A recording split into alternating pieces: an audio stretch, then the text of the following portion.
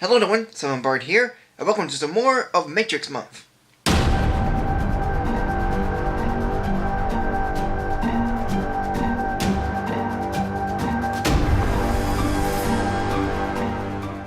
And now we come to the third and final film in the Matrix trilogy from the Wachowskis. Yet somehow, this one is the least favorite by many.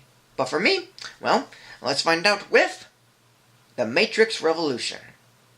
After Neo took down several Sentinels of his powers in the previous film, he slips into a coma and ends up in limbo between the Matrix and the machine world, inside a train station on Mobile Avenue. See why that is? So Morpheus and Trinity go to the Matrix to free Neo, who the Moravian has him trapped in. But after saving him, Neo has to go back to Machine City, for he feels that's where his destiny is, and Trinity goes along with him by taking Niobe's ship, while the rest of the crew go back to Zion, in the ship known as the Hammer. And throughout all of this, Zion prepares and fights off hundreds of Sentinels and 2 drills entering their home, as well as the Hammer taking hits from other Sentinels, and a survivor named Bane infiltrates the ship Neo and Trinity are on, because he's possessed by one of the many souls of Agent Smith. Speaking of which, Smith happens to infect everyone in the Matrix, including the Oracle. As much as you know, I thought the first film was okay and the second film better, but with this one, it did as good as the last film, but with a little more to it. First of all, the effects have become better than the last 2 films, and I don't see many problems with it. The Sentinels, Neo's vision has gone from green to yellow and orange, Machine City, the water explosions, and those human controlling machines that have the same feel as the ones James Cameron used for Aliens and Avatar. And all of them are pretty amazing.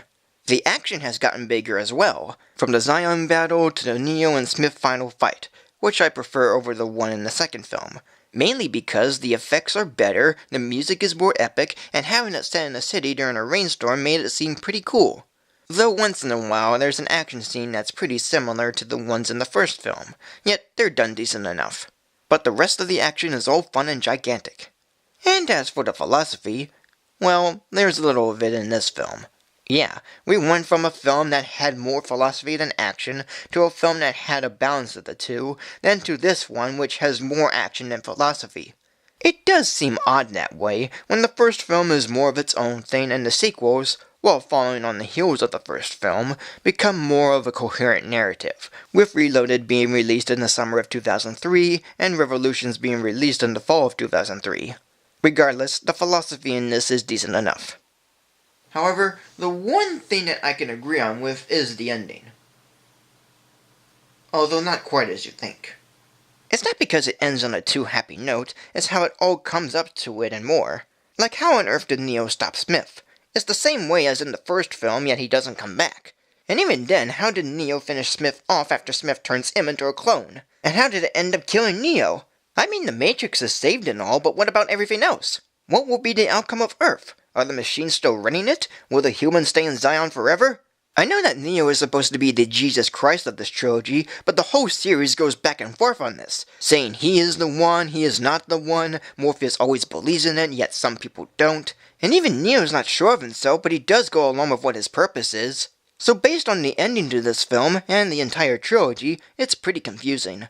But in all fairness, it's just a big nitpick on an ending that could have been handled better.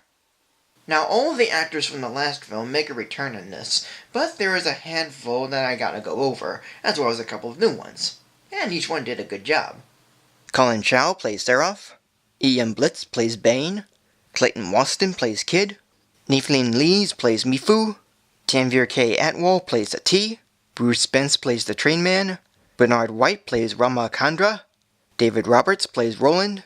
Tarina Mudlar plays Camila. And Mary Alice plays the Oracle, who replaced Gloria Foster since she passed away in between the makings of the sequels, which of course gives the idea of everyone not recognizing her all new meaning. As a whole, this movie is pretty good. The characters are still good, the story is all fine, and the effects are impressive. As a finale to The Matrix, this certainly went big time, and in some ways have plenty of fun action all around. Though while the ending could have been handled better with some sense and explanation, it really didn't hurt the film for me in any way. And as much as people pick on this one as well as the last film, I could understand why. But as someone who finds the first film okay and the second one better, I say this one's as good as the second film, yet handled a little more. and the trilogy overall is decent. So today, this movie will be getting a rating of 3 stars. So thank you for joining me. Like, comment, subscribe, follow me on Facebook or Twitter, and tune in next week for the conclusion of Matrix Month. And now I come to a review of a movie that I saw in theaters, and since I don't have much of an introduction, enjoy.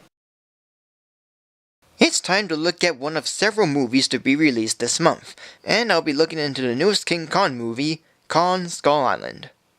The story is set in 1973 during the Vietnam War, as Bill Randa, a man who works for a monarch that specializes in finding the unknown and mysterious, team up with a military escort led by Colonel Preston Packard, a former British captain named James Conrad, a geologist named Hudson Brooks, and an anti-war photographer named Mason Weaver, to go to an uncharted island in the South Pacific, that is Skull Island, to find the monster that is Kong, yet in secret as a scientific exploration. But Kong splits the crew up, with Randa, Packard, and some soldiers on one side of the island, and James, Mason, and some others on the other side. And so the two teams have to find each other, as well as a left-behind captain, and try to get off the island, all while discovering lots of strange creatures, a village of native people, and a World War II survivor. Director Jordan Vogt-Roberts has done a fine job of making a King Kong movie that has fine characters, a nicely done story, and enjoyable effects. But it also includes various creatures with cool designs, some fine action, and a cast of well-known actors that include John Goodman, Tom Hiddleston, Brie Larson, Samuel L. Jackson, and John C. Reilly. While I've only seen 2 Kong movies, the 1933 original and the Peter Jackson remake, I would put this one in between the two, being that it's not as groundbreaking as the original or as boring as the remake. It's all one fine ride from A to B, and being from the creators of Godzilla 2014, which was not as impressive, this one made up for it. So today I'm giving this movie a rating of 3 stars. And that is it. So thank you for joining me. Like, comment, subscribe, follow me on Facebook or Twitter, and tune in next week for more videos. And take care.